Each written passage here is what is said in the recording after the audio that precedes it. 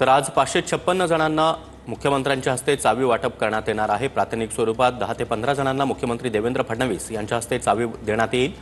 मात्र बीडीडी चाळीतील रहिवाशांची जे स्वप्न होतं मोठ्या घराचं ते खऱ्या अर्थानं आज साकार होत आहे।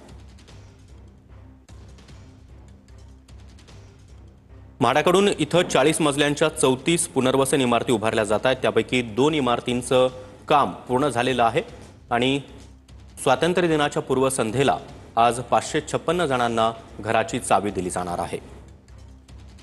या प्रकल्पांतर्गत जांभोरी मैदान त्याचबरोबर डॉक्टर बाबासाहेब आंबेडकर मैदानाचं जतन केलं जाणार आहे।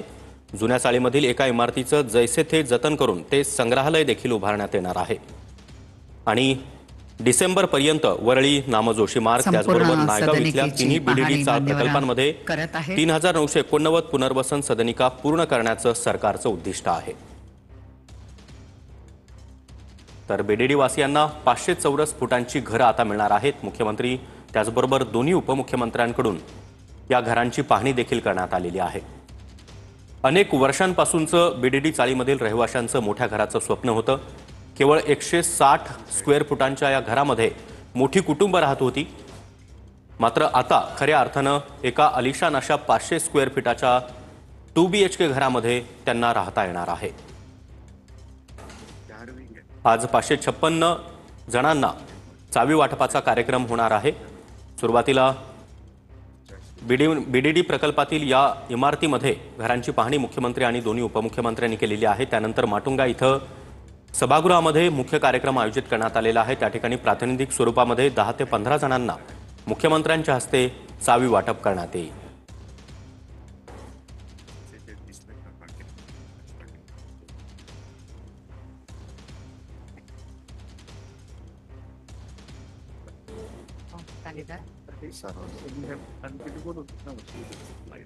एक ऑगस्ट 2021 रोजी या प्रकल्पाचा शुभारंभ झालेला होता। त्यामुळे गेली जवळपास 50 वर्षांपेक्षा अधिक वर्ष 160 चौरस फुटांच्या खोलीत राहणाऱ्या रहिवाशांना आता 500 चौरस फुटांच्या आलिशान 2 BHK घरामध्ये राहता येणार आहे। त्यामुळे बीडीडी चाळ मधील रहिवाशांचं खऱ्या अर्थानं स्वप्न साकार झालं। त्याचप्रमाणे कालिदास कोळंबकर साहेबांचं देखील, माननीय सुनील शिंदे, महेश सावंत यांचं देखील आगमन झालेलं आहे। त्यांचे मनापासून आभार आणि स्वागत।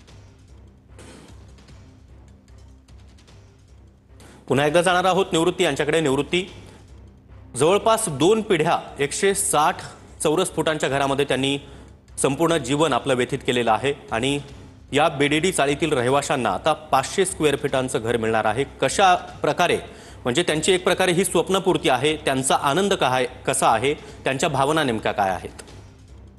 नक्कीच सागर, आपण पाहतोय की गेल्या अनेक वर्षांपासूनचं बीडीडी वासियांचं स्वप्न होतं की छोट्या छोट्या घरांमध्ये राहणाऱ्या मुंबईकरांचं एक स्वप्न असतं की आपलं आलिशान एक फ्लॅट असावं, असंच मुंबई बीडीडी वासियांचं देखील स्वप्न होतं। परंतु त्याच्यासाठी त्यांना अनेक कठोर मेहनत जी आहे ते त्यांना घ्यावी लागते। अखेर त्यांचं अनेक वर्षांचं स्वप्न जे आहे ते स्वप्न पूर्ण होताना आपल्याला पाहायला मिळेल।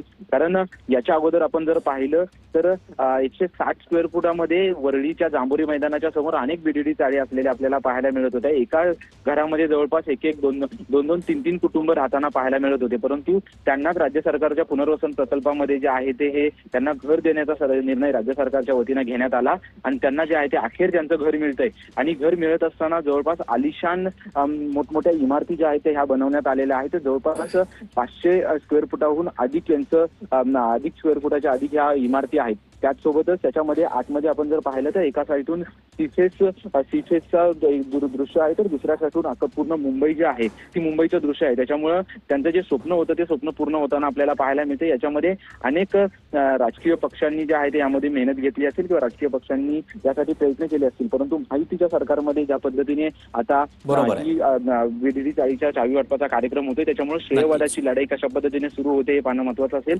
नक्कीच निवृत्ती, त्यामुळे आता मुख्य कार्यक्रमाकडे देखील आपलं लक्ष असणार आहे। धन्यवाद या माहितीसाठी।